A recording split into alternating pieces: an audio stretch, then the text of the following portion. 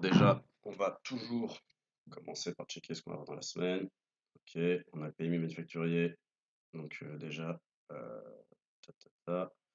Lundi, on a la news le matin, récession Europe. Ensuite, on a les US avec un PMI, position taux de chômage en Allemagne, PMI Service France. Ok, ok, nanana, l'ADP, d'accord. Ouais, et on a ici, attention, je vous rappelle, on l'avait vu en formation, le NFP, taux d'emploi non agricole, donc le premier vendredi de chaque mois. Donc on va l'avoir ici, création d'emploi non agricole. Voilà, donc ça c'est une news assez importante économiquement parlant. Donc je vous rappelle sur l'avantage de MSTX, vous avez une petite explication de ce que c'est. Voilà. Donc c'est hors industrie agricole parce que bah, simplement vous vous doutez bien, c'est un peu comme en France, c'est que bah, tout ce qui est les emplois saisonniers, tout ce qui va être au niveau voilà, voilà, de l'agricole et d'autres secteurs, bah, il y a un pic justement pendant l'été, donc le fait que c'est non agricole, parce que sinon du coup ça fausserait en fait les résultats. Donc voilà, et ça c'est le NFP et c'est très utilisé, donc actuel, prévision, précédent, voilà, on est en train de voir ce qu'ils nous disent pour le moment. Ils anticipent quoi? Ils anticipent une pause, précédent à 75. Vous voyez, la dernière fois on l'avait eu, ils avaient anticipé voilà, ils avaient dit quelque chose alors que c'est pas du tout ce qui voilà, on avait été assez faible par rapport à c'était négatif. Et du coup, on avait une grosse news et c'est d'ailleurs là où justement l'Ishimoku est importante parce qu'on est venu chercher les Kijun et les niveaux hebdomadaires. Donc c'était voilà, on avait eu ça en avril. Voilà, ça avait pas mal cherché les niveaux. C'était assez voilà, c'était assez intéressant. Donc, on va retourner sur les graphiques. Ça avait été au niveau d'ailleurs de quelle date qu'on avait pu analyser ça? C'est au niveau du 3,05. Hop.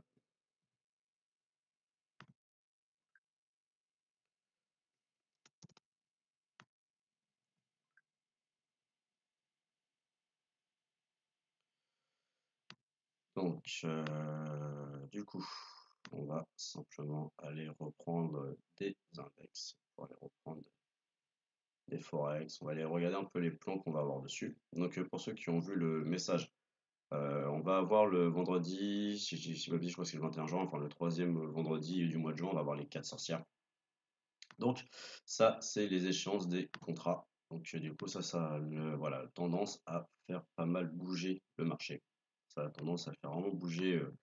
Alors, bouger oui et non, dans le sens, en fait, c'est une volatilité qui peut être accrue du fait qu'on va avoir les grossements, en fait, du coup, qui vont clôturer des positions, qui vont rééquilibrer leur position. Et du coup, ça va donner des mouvements. Car c'est principalement les instituts, les grossements, en fait, du coup, qui vont agir sur le marché. Ce sont ceux qui ont le volume, donc forcément, du coup, d'ailleurs, peut avoir de la volatilité. Du fait que c'est important de connaître ce vendredi-là, de le mettre dans ses mémos et de savoir que généralement, on évite, par exemple, de s'exposer sur le marché à ce moment-là. Et qu'on va plutôt regarder au moins on attend la fin des échéances qui est plutôt aux alentours, voilà, en tout cas vers 13h et tout, c'est là que des fois ça swing un peu, ça c'est marrant. Voilà. Donc là, on a fini les clôtures hebdomadaires et mensuelles, donc on va pouvoir aller déjà, on va aller regarder notre dollar, toujours, je vais toujours commencer par celui-là. On est en weekly, on va regarder la clôture mensuelle, je vais juste du coup séparer les différents pivots histoire que ce soit assez intéressant. Hop, voilà. Donc, ouais, il y a eu pas mal de mouvements. Ça, supprimer ça, on va aussi supprimer ça. Tac, tac. Et celle-là également. Hop, voilà. Donc là, eh bien, c'est tout simple. On a des plats, des niveaux SSB. Je vais tracer ici donc la clôture. Donc, hop, je vais mettre en bleu avec un niveau simple. Ici, je viendrai que c'est ça. Et je vais mettre celle du bas également. On a eu la clôture. Ensuite, voilà, ici. Donc ça va vous permettre d'avoir certaines informations. Voilà, c'est comme ici, quand on a eu la cassure du plus bas, on savait qu'il allait chercher son niveau suivant. Le dollar est venu chercher d'ailleurs son support, qui avait d'ailleurs donné un mouvement entraîneur sur l'or. Et à l'inverse, quand on a une correction, l'or avait du coup plus, il avait fait une petite correction. Donc, au niveau mensuel, on en est à là. D'accord, ok, très bien. On va voir du coup en weekly ce que ça va nous donner. Alors, on va uniquement se baser par rapport à l'Ishimoku. Donc, on est actuellement sur l'oblique, on est toujours voilà, sur notre oblique weekly qui tient entre notre résistance et notre support hebdomadaire. Donc pour l'instant, Et ben, ça se fait toujours. Voilà, on est toujours dessus, on n'a pas d'invalidation. Donc, à voir et tout, si les prix, on le voit qu'on est sous la Tenkan, si les prix revenaient au-dessus de la Tenkan, on estime qu'il pourrait sûrement, probablement, aller chercher la résistance à nouveau, donc les 107,140. Donc, on le sait que là, on peut même mettre une petite alerte de prix, par exemple ici. Si jamais les prix venaient à chuter, le Dixie venait à chuter ici, on se retrouvera sur un support SSB hebdo plus une kit jaune hebdomadaire.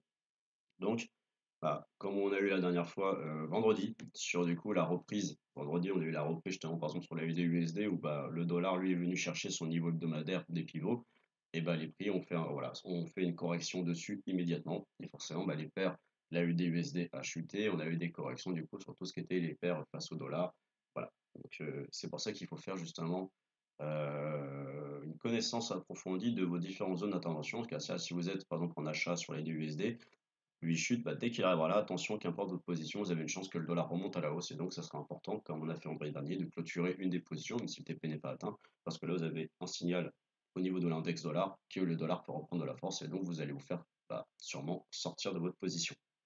Donc voilà, c'est le genre d'information technique qui est important à maîtriser, qui peut vous permettre justement d'avoir les bons comportements.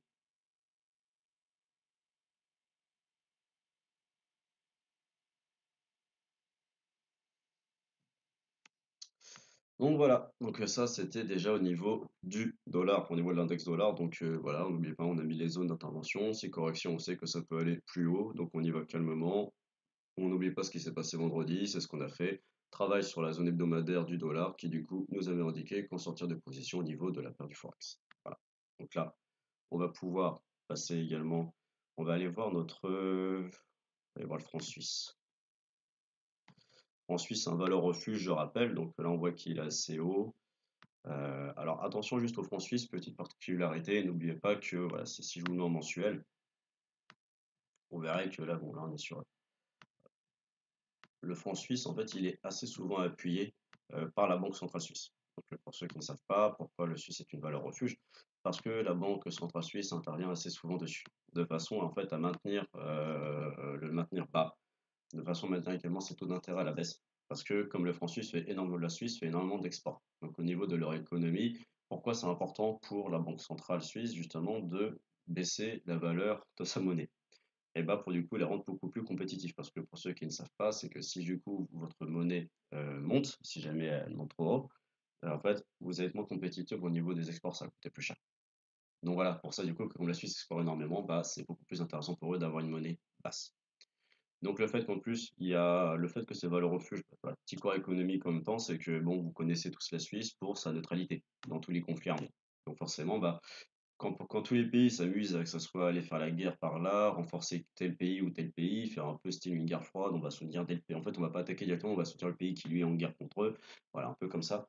Et bah, il n'y a pas ça du coup avec la Suisse, qui fait que du coup, ça a des bons renforts. Également, bien évidemment, le revenu moyen par habitant en Suisse, vous savez qu'en Suisse, on gagne bien sa vie quand on travaille là-bas. Le revenu moyen par habitant est assez élevé. Le PIB également par habitant est très élevé. Et également au niveau du taux de chômage. Pour information, le taux de chômage qu'il y a eu en Suisse suite à la crise, pendant la crise des subprimes était inférieur au taux de chômage qu'on a actuellement en France. Voilà. Également, la Suisse est une économie ce qu'on appelle triple A, ce qui veut dire qu'en gros, bah, point de vue, du coup, triple A, c'est en gros, bah, en fait, c'est ça qui est marrant, c'est plus vous êtes un pays qui a des risques de non-paiement des dettes, plus on va vous demander de payer cher les intérêts. Alors que si vous êtes un triple A comme la Suisse, on va quasiment vous demander d'un peu de rien payer. Voilà, c'est comme ça que ça marche. Et voilà, le coût du risque est financé, et là, du coup, bah, comme eux, c'est quasiment pas risqué, bah, forcément, du coup, la Suisse, du coup, est considérée, le franc suisse, comme une valeur refuge. Et le fait qu'en plus, ils enfoncent pas mal derrière, effectivement, c'est quelque chose qui fonctionne bien. Alors, pour avoir vécu en Suisse, moi j'ai vécu à Genève, je sais que oui, effectivement, si le fait que le taux de chômage est faible chez eux, c'est que c'est pas du tout le même système que chez nous, hein. Voilà, moi à l'époque, les personnes que je connaissais qui étaient au chômage à Genève, ah bah, c'est déjà, vous avez la première semaine, vous avez 30 rendez-vous. Voilà. Et oui, c'est là-bas, en gros, c'est rare de pouvoir rester tant de temps en fait au chômage, qui fait du coup, là, vous avez l'explication pourquoi est-ce qu'ils ont un taux de chômage faible, qui du coup renforce l'économie du pays. Voilà. D'où le fait que la France est une valeur refuge. On va avoir une autre valeur refuge, donc vous connaissez tous l'or, bien évidemment. Voilà, après, on va pas rentrer dessus là aujourd'hui, on est resté sur les forex. On va avoir une autre valeur refuge qui est le yen. Voilà, qui est le yen. Donc le yen en plus qui fait que de chuter. Donc n'oubliez pas que le yen forcément a un taux d'intérêt, je crois qu'il est négatif actuellement. Forcément, du coup, ce qui fait que pour ceux qui sont en formation premium avec nous, au niveau des portefeuilles carry trading et des investissements carry trading long term invest que l'on fait, forcément, tout ce qui va être au niveau du yen, bah, quand vous savez que voilà, le taux d'intérêt chez eux est faible, alors que par rapport aux États-Unis qui est actuellement à, je crois, 5 dollars, bah, c'est plus intéressant de foutre votre argent en dollars qu'en yen. C'est pour ça d'ailleurs que l'USD yen ne fait que monter. Et là, vous vous dites que pourquoi, mais du coup, pourquoi est-ce que c'est une valeur refuge? En fait, ça, c'est pour plusieurs choses. Déjà, on va parler de la structure économique interne du yen. Donc déjà, par rapport à la France, vous savez que la France a une dette, a une belle dette en tout cas, et bah le Japon aussi. La différence avec la France et le Japon, c'est que la dette japonaise est détenue à 90% par des créanciers nationaux, c'est-à-dire bah, par le Japon elle-même. Ce qui fait qu'ils n'ont pas besoin d'avoir, ils n'ont pas à avoir de pression de l'extérieur, de d'autres pays ou je sais pas quoi, parce que bah, leur dette, c'est eux qui la possèdent. Ce qui veut dire qu'ils peuvent en prêter au national, donc au sein de leur pays même, ils n'ont pas besoin d'aller ailleurs. Ce qui les rend du coup, bah, vous comprenez, beaucoup plus compétitifs. Voilà. Et vous n'avez pas besoin également de. En fait, c'est la même stratégie que le franc suisse. Pourquoi est-ce que leur monnaie est basse? Bah, je pense que. Enfin, j'ai peut-être pas besoin de vous expliquer tout ce qui vient du Japon que vous avez chez vous. J'ai pas besoin de vous expliquer tout ce que vous avez qui est produit, qui est créé et qui vient de là-bas. Voilà, donc encore une fois, en plus, ils ont ce qu'on appelle une balance commerciale qui est, en fait, la balance commerciale, c'est tout ce qui est la différence entre les imports et les exports. Ils ont une énorme quantité d'exports. Voilà, vous en doutez bien. Et forcément, du coup, bah, pour revenir avec le franc suisse, forcément, avoir une monnaie qui est maintenue basse, et bah, forcément, c'est quelque chose qui est hyper important. Voilà, quand on fait beaucoup d'exports. Voilà. Ça, c'est quelque chose de très bête, mais moi, par exemple, qui travaille des fois avec différents pays, je peux des fois être payé en dollars, et bah forcément, quand on va avoir l'euro USD qui va monter, c'est pas forcément quelque chose qui va m'intéresser. Moi, je vais préférer qu'il chute entre guillemets. Voilà. Ça, c'est un exemple en fait concret que vous allez pouvoir avoir. Moi, c'est à ma petite échelle, mais quand vous êtes du coup un pays qui fait voilà, beaucoup d'import-export, l'économie est quand même colossale. Voilà. D'où le pourquoi le yen et également le franc suisse sont des valeurs refuges. Donc c'est pour ça que ces valeurs-là, qui sont du coup des taux assez belles, on va pouvoir les travailler sur une stratégie en fait adaptée dessus. Voilà.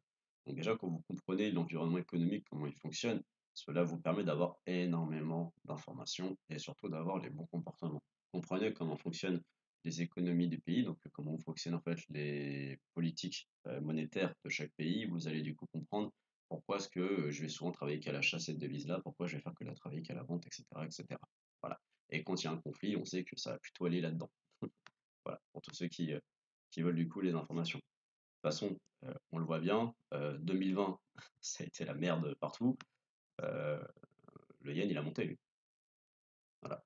Pendant le Covid, lui, il a monté. Quand il y a eu les reprises, boum. Voilà. Dès qu'en gros l'économie s'est libérée, ils sont tous rentrés dedans et voilà, ils l'ont enfoncé.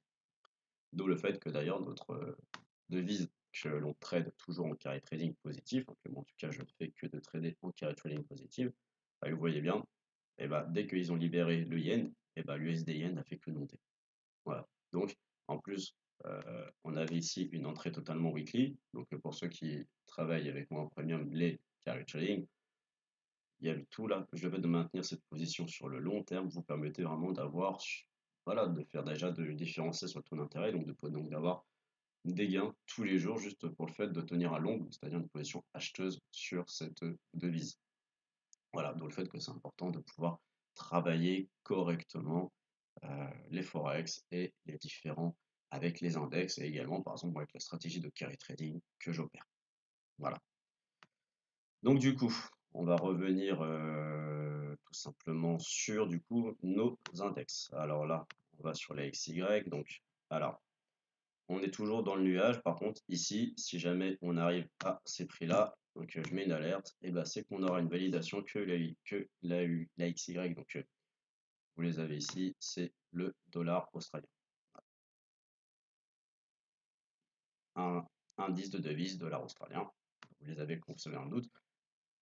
Permettre de monter, on a une première résistance qui est au niveau de 69,20 et après la prochaine elle est là. Ce qui permettrait que si jamais c'est mon cible de ces prix-là, on devra avoir une hausse au niveau des AUD. Le BXY, donc le BXY qui pourrait actuellement sort, donc là on voit bien que la LS elle est là, on a le dernier plus haut qui est ici. Si jamais ça passe ces niveaux-là, la livre pourrait bien du coup reprendre un peu de force et on pourrait aller chercher totalement ces niveaux. À l'inverse, si on avait une cassure à la baisse de ces niveaux-là, on pourrait très bien retourner chercher en premier temps les 117, les 116,66, puis on aura un obstacle au niveau des 113,23 avant d'aller plus bas. Donc déjà, vous voyez déjà que le fait de connaître le comportement d'une devise va vous permettre d'établir des plans Forex. Voilà. Donc là déjà, si on sait que l'AUD peut monter, la livre aussi, on va éviter de prendre un trade GBP-AUD. Voilà. Par contre, on ira plutôt sur une devise moins élevée. Donc là, on va passer sur le CXY, donc le dollar canadien, qui lui à l'inverse, eh ben, est au niveau, voilà, il est sur un support. Donc il pourrait très bien remonter. Pareil, on aura un travail à faire au niveau de la LS qui est actuellement ici, donc sur son support. Par contre, à l'inverse, un franchissement de la Tenkan à la baisse à une création des plus bas nous referait chuter le dollar canadien sur la zone inférieure. Donc là, moi je mets une alerte ici qui permettrait, si jamais cela se fait, d'avoir une confirmation que le dollar canadien fait une correction. Donc vous comprenez que là, si par exemple le dollar canadien nous valide une confirmation vendeuse alors qu'on a la livre qui nous confirme une hausse, on aura un trade acheteur GBP CAD. Voilà, tout simplement. Le dollar, on vient de le faire, toujours sur l'oblique. Donc pour l'instant, sur un oblique qui a l'air de tenir clairement.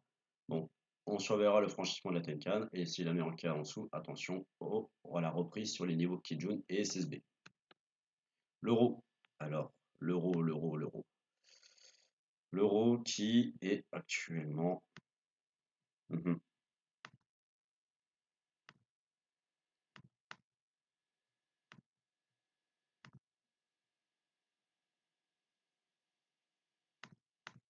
Donc là, j'ai juste voulu prendre le plus de touchettes possible. Donc là, on voit qu'on a une première tentative, mais vous le savez, elle sera confirmée. Là, on a la LS qui est au niveau de la Kijun. Et il nous faudra une cassure du triangle par la LS ou une sortie au moins par ici pour confirmer la reprise de l'euro directement. Si on allait en journalier, la zone elle est beaucoup plus vaste. Là, on a tout ça de mise actuellement. Donc là, comment ça, je peux le supprimer. On sait que là, actuellement, si jamais en journalier ça casse, on pourra avoir un premier niveau, une première hausse ici, et du coup revenir chercher là. Voilà. On va mettre. Voilà. Donc là, le yen. Donc le yen, on va le regarder en weekly. Hop. Donc là, le yen, on voit qu'on a bel et bien une phase de. On a la Tenkan et la Kijun hebdomadaire qui sont mises à plat, donc une pause au niveau du momentum. Bon voilà, vous voyez très bien en tout cas que là, quand il est repassé sous sa Tenkan, il est venu ici, il a fait une première tentative, s'est fait avaler et ça a repoussé le yen à la baisse. Donc c'est ça qui vous revenez à ce que je vous disais. Hein, là, de toute façon, on est venu chercher une résistance en zone vendeuse. Ici, bon, ils sont fait avoir directement, mais en mensuel, voilà, en mensuel, c'est parce ils sont venus directement chercher la Tenkan mensuelle. Voilà, c'est elle qui a servi de muraille. Voilà. Donc, à surveiller, on voit que la Kijun mensuelle est très basse, la Tenkan hebdo mensuelle, elle est plate. Donc, on est posé dans du momentum. De toute façon, si on ouvre, on est quasiment en survente. La dernière fois, vous avez vu, c'est venu directement chercher une correction. Donc, on se méfiera.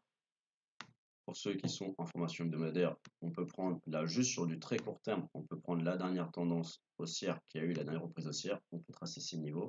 Voilà, les 1,68 sont juste ici. Ils sont juste là déjà.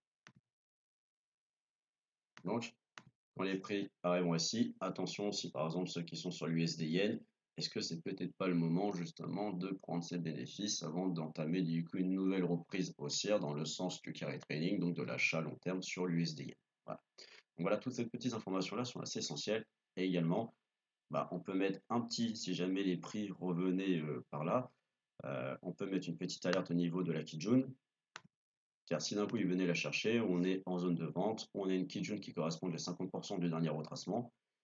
Et effectivement, ça peut peut-être nous donner une information de reprise vendeuse du yen. Et dans ce cas-là, ça serait à l'inverse un signal pour justement reprendre à la hausse l'USD yen. Voilà.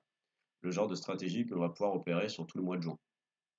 Ça, c'est assez important. Et comme ça, vous pouvez comprendre à peu près comment ça fonctionne. C'est le franc suisse, le SXY. Voilà, vous les avez si vous avez les petits dessins qui peuvent vous aider. Donc le franc suisse qu'on a vu tout à l'heure, qui est actuellement sur son support, donc pourrait très bien remonter. On voit que la LS a invalidé le break de l'oblique.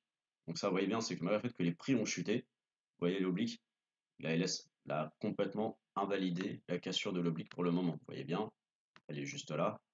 Vous avez totalement une invalidation ici. Donc il aurait fallu une cassure de ces niveaux-là pour que du coup lui retourne chercher son plus bas SSB, la LS aura sûrement rebondi dessus. Et voilà, pour l'instant, on a une invalidation dessus, on pourra avoir une sortie et un rebreak de la SSA, et il pourra au moins aller chercher sa Kijun LS pour aller chercher sa Kijun ici, qui pourrait du coup pousser nos prix à ces niveaux-là, donc qui correspondait à peu près au dernier plus haut qu'on a vu ici, donc les zones des 0,618% de Fibonacci. A l'inverse, quand on ira dessus, on peut mettre une petite alerte car cela signifiera qu'on a atteint les 0,618 du retracement et donc on pourra avoir une reprise tendeuse dessus et donc une baisse du franc suisse. Donc on pourra également travailler les différentes paires qu'on vient de voir face au franc suisse à la hausse. Voilà. Et maintenant on va aller voir le NZD qui est actuellement toujours bloqué dans son nuage. Voilà, toujours dans son nuage, pareil, une cassure un peu comme la livre, enfin un peu comme la UD, si on avait une cassure haussière, une sortie par le haut, on pourrait déjà y chercher différents niveaux. Voilà, donc ça c'était déjà pour les environnements au niveau des index. Quand on va prendre par exemple la UD yen, donc la UD vous avez vu qu'il lui a monté, le yen qui lui avait chuté. Bon bah ici on avait eu une belle zone qui avait été assez confortable. Donc au niveau du lundi 23, pardon, excusez-moi, du 20 mars, on va dire le 20 mars 2023. Donc, si vous reprenez le yen, ta, ta, ta, ta, hop, mars 2023, on est ici. Hop, voilà, au niveau du mars 2023, quand lui il est revenu chercher ses niveaux, qu'après il a refait sa cassure basse, et bah, ça aura poussé les prix à la hausse.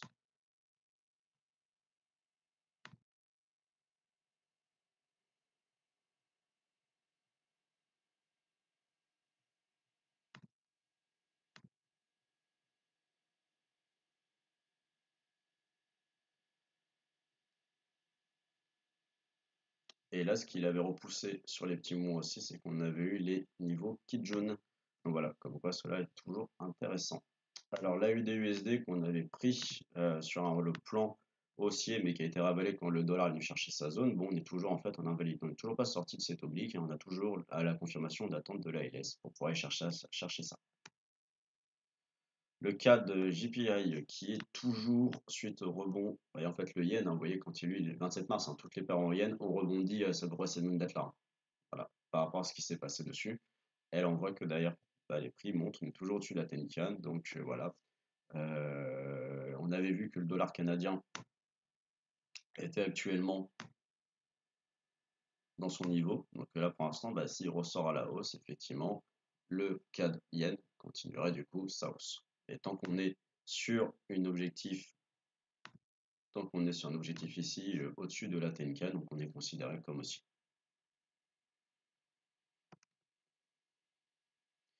Pareil, bah, le franc suisse par rapport au yen, on a vu que le franc suisse il a fait une correction, il est arrivé sur son support, il corrige, il pourrait très bien continuer de monter.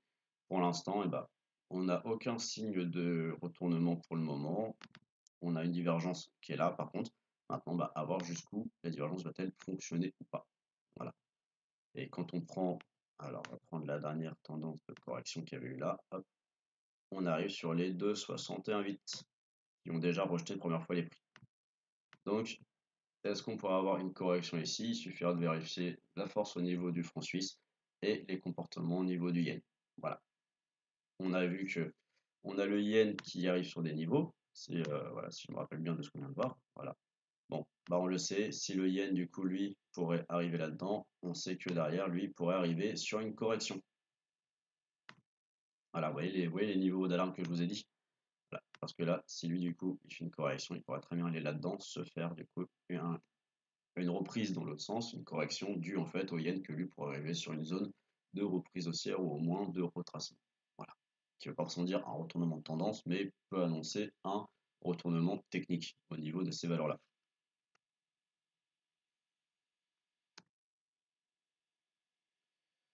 Toujours dans sa zone neutre.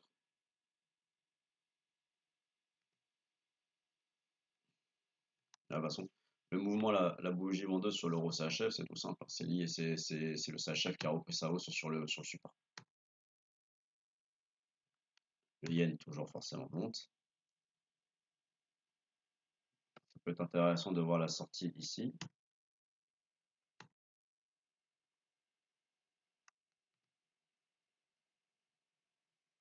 Et l'euro USD toujours en attente de cassure de niveau. Voilà.